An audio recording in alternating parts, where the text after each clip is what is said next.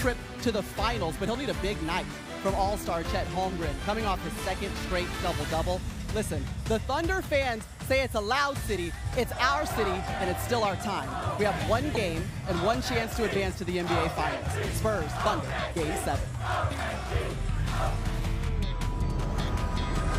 Welcome to NBA Showtime, presented by AT&T.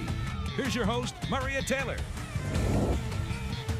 Oklahoma City and the Paycom Center getting set to host the 160th Game 7 in NBA history, but it's the first Western Conference Finals Game 7 since 2018. It'll pit the Spurs against the Oklahoma City Thunder, the two top teams in the NBA during the regular season. And we should have known that we would end up here in a Game 7. Welcome courtside, Maria Taylor, alongside the Hall of Famers, Carmelo Anthony, Vince Carter, and Tracy McGrady. Melo, I would ask you about what it's like to play in a Game 7, but you didn't. I've never played. But these two guys have. I told you that. Yes. So I'm going to start with you, T-Mac. You actually use it against you? I did. How is it different? Okay. How is the Game 7 different? I think it's very different because the X's and O's doesn't really matter. And I think what really matters is the identity of who you have been for 82 games in the regular season and who you have been through the course of the playoffs. And that's what showed up in these Western Conference Finals.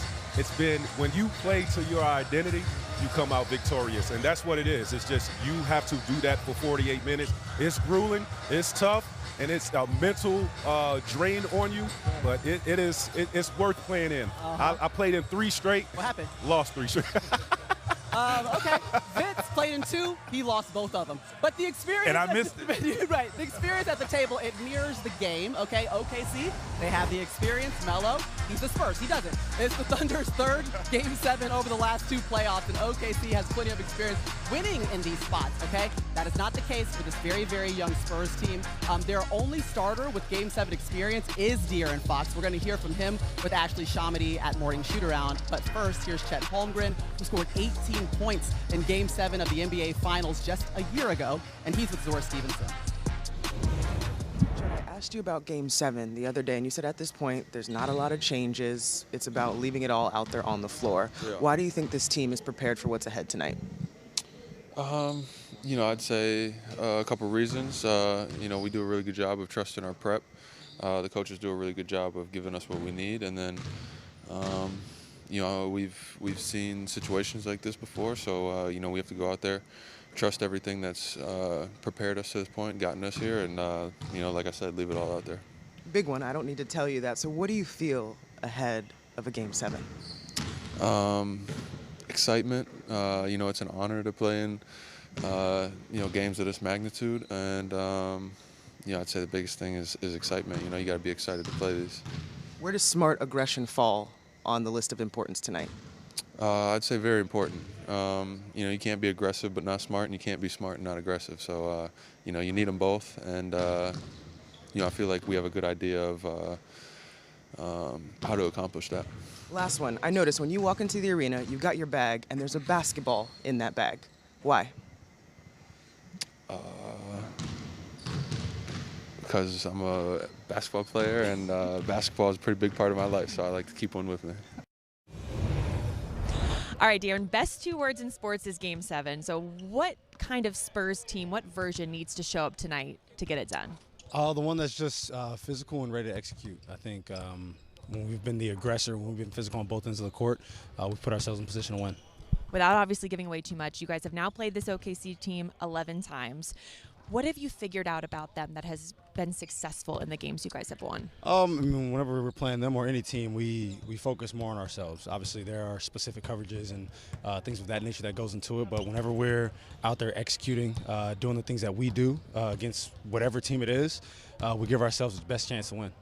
And you are one of the few guys that has experienced a Game 7 before. So for you, do you feel like experience is a big deal, or is it like, hey, we've gotten here without it? I think there's a small bit of it that matters, but every game takes on a life of its own, especially in the playoffs, especially, all series take on lives of their own. But I don't think it matters all that much. We come out here, we play the way that we know that we can play. Obviously, we know this is going to be a hostile environment. Probably one of the loudest places that I've played in my life, including college. So we know that's going to be a tough, but we've won a game here before, and we have to do it again. OKC fans are like, yeah, that's why we call ourselves Loud City. We got our blue shirts out, and we're ready to do it yet again. Make it really difficult for you, De'Aaron Fox. The win he's talking about here at the Paycom Center. Remember, that was a double overtime, 7-point victory in Game 1, where Victor Wembanyama had 41 points and 24 rebounds, the youngest player to ever pull that off in a conference finals game. Let's get into the veteran leadership, though, of De'Aaron Fox, and whether you guys agree, disagree. Experience at this moment in a Game 7 is going to be something that makes a difference in a game. Experience matters up until jump ball to me. Once the jump ball, experience goes out the window. And San Antonio, they said it. We think we could beat this team. We know we're better than this team. We got to win on the road, and I think tonight they have that mentality. The experience, yes, you need the experience. A lot of guys on San Antonio haven't had no experience in this position. OKC, probably 7, 8, 9 of those guys been in this position before, so they understand what it takes to win these type of basketball games, and when teams make runs, how to sustain those runs. So I think OKC, their experience will come in hand at times, especially when Wemby minutes is off the court. I think the experience matters in your preparation and understanding what it takes and how to prepare. And like you said, once the basketball goes up, everything that you've gone through in 6 games, you use that. But you go play off of instincts. You go play. I played in, like you said, that Game 7, 2001. You already knew what needed to be done. I knew I had to step up and be available. I knew I had to step up and play my best. But I also knew that I needed help, and I needed my bench, and I needed the others to come and play, because once you go through 6 games, Game 7, both teams are preparing to stop the superstar. But, you know, that's a legacy game for the stars to step up. And I understood I had to make the right plays early to hopefully give me the opportunity to win the game at the end, which I missed. But at the same time, that's what it required, was to make the right plays, be aggressive, and hopefully those guys make shots to make the game easier for me, which they did, to get me to that opportunity to make that shot, which I didn't. But that's what these stars are hoping, to be aggressive, but make sure their others are involved in making shots to make the game easier for them in the second half. That's what I was going to say. Game 7 is typically the role players, or you know, the others that really make the big plays and really shine as the shining star in these games. For me, I think as a superstar, your approach is you want to set the tone right away, right? You want to set that tone. You want to show your guys that you're going to be extra aggressive, but having that momentum, you know, permeate throughout your team is what you're going to need in these type of games. You could be great all you want as a superstar. You're going to need some backup. Okay, but I love your point. We just saw Gilgeous-Alexander. He was signing autographs. Looked like he was going on his way to the locker room.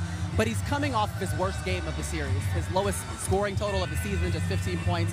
He was a -18 in the plus-minus. Very un-Shea-like game. And you guys are all-time greats. You guys are Hall of Famers. So you know moments like this can be legacy building, shattering, breaking, put a crevice in it. But what does this moment mean for Shea? I think this moment means everything, right? You're a 2-time MVP.